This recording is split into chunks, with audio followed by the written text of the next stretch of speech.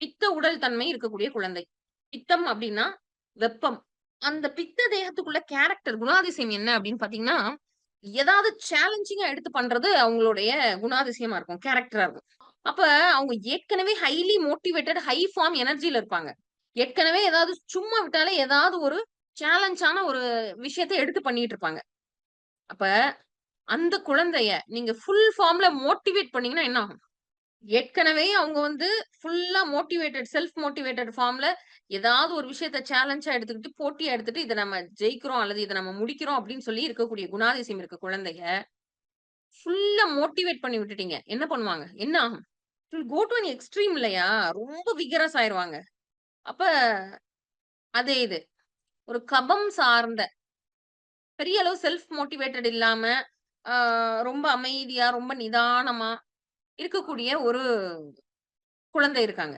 அப்ப அவுங்களுக்கு என்ன தேவைப்படும் அப்படின்னு பார்த்தா, ரொம்ப அமைதியா, ஸ்லக்கிஷா, ரொம்ப சோர்வா, அ கொஞ்சம் எடை அதிகமா இருக்கக்கூடிய, எப்பவுமே அமைதியா, நல்ல சிந்தனை தன்மை இருக்கக்கூடிய, இருக்க இடத்துல இருந்து எல்லா வேலையும் மத்தவங்கள ஏவக்கூடிய, கொஞ்சம் ஆ ஃபேட்டியான, நல்ல ஒபீஸான ஒரு அ உடல் அமைப்பு இருக்கக்கூடிய இந்த குழந்தைய நீங்க ரொம்ப பீஸ்ஃபுல்லா என் புள்ளைய வளர்க்குறேன். அமைதியா நான் சத்தம் போட மாட்டேன். நான் அமைதியா தான் இருப்பேன். என் புள்ளையும் அதே மாரி தான் சத்தம் போடாது. அங்க இங்க ஓடாது. அமைதியா இருந்த இடத்திலேயே இருக்கும். நிச்சயமா நோ.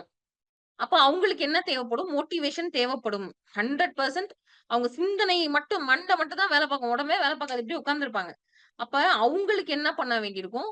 போட்டி மனப்பான்மையை ஊட்ட வேண்டியிருக்கும். மோட்டிவேட் பண்ண வேண்டியிருக்கும். அப்ப அவங்களுக்கு என்ன பண்ணலாம் அப்படின்னா, நாம "இங்க பாத்தியா? இவங்க பாரு இவ்ளோ அழகா இத கம்ப்ளீட் பண்ணியிருக்காங்க. நீயும் இந்த மாரி இருக்க ட்ரை பண்ணுன்னு" சொல்லிட்டு என்ன பண்ணலாம்? தாராளமா கம்பேர் பண்ணியே மோட்டிவேட் பண்ணலாம். குழந்தைய மத்தவங்களோட கம்பேரே பண்ணக்கூடாது அப்படி இல்ல. ஒரு குழந்தைக்கும் வேற வேற மாறுபடும். இதே இது ஒரு பித்ததேகம் இருக்கக்கூடிய குழந்தைய நீங்க கம்பேர் பண்ணி, யார் கூடயாவது கம்பேர் பண்ணி மோட்டிவேட் பண்ணீங்கன்னா, யாரோட கம்பேர் பண்றோமோ அவங்கள இது என்னவா நினைக்கும்னா, இந்த பித்ததேக குழந்தை வந்து எனிமியா நெனச்சுரும். எதிரியா நெனச்சு ஆ அவங்கள ஜெயிக்கணுன்ற வேகமும், வெறியும் ஜாஸ்தியாயிடும். அப்ப கபம் சார்ந்த குழந்தை அப்படின்னு பார்த்துட்டோம்னா, they have to be motivated. கட்டாயம் மோட்டிவேஷன் இல்லாம அந்த குழந்தைய நீங்க வளர்க்கவே முடியாது. அமைதியா வளர்க்குறேன் என் பிள்ளைய அப்படின்னீங்கன்னா, பிள்ளை வந்து என்ன ஆகாது, சரியான ஒரு கண்டிஷனுக்கு வராது. சரி. அதே மாரி வாதம்ன்றது ஸ்பீடு, வேகமா ஆங்ஸைட்டி, பரபரப்பா இருப்பாங்க அந்த புள்ளைங்க.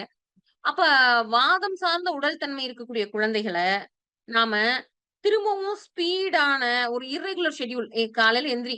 இன்னைக்கு ஒரு நாள் இந்த இடத்துக்கு போ. இன்னைக்கு பரதநாட்டிய கிளாஸ் போ.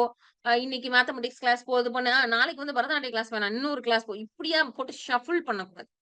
வாதம் சார்ந்த குழந்தைகளுக்கு என்ன தேவைன்னா, ஷெட்யூல் தேவை. ஏன்னா, அவங்களோட மைனஸே வந்து என்னன்னா, அவங்கள ஒரு விஷயத்த ஃபிட் பண்ணி அப்படியே டிராவல் பண்ணி கடைசி வரை முடிக்க முடியாது. அப்ப அவங்கள எப்படி ட்ரீட் பண்ணணும்? அவங்களுக்கு ஒரு ஷெட்யூல்டு லைஃப் ஸ்டைல குடுக்கணும் நம்ம.